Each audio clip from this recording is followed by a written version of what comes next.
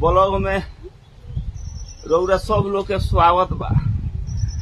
का बताई, इतना भीषण गर्मी चल रहल बा, ये हवे नहीं खेलावत। घर में बैठला पर देह उख मच जाता।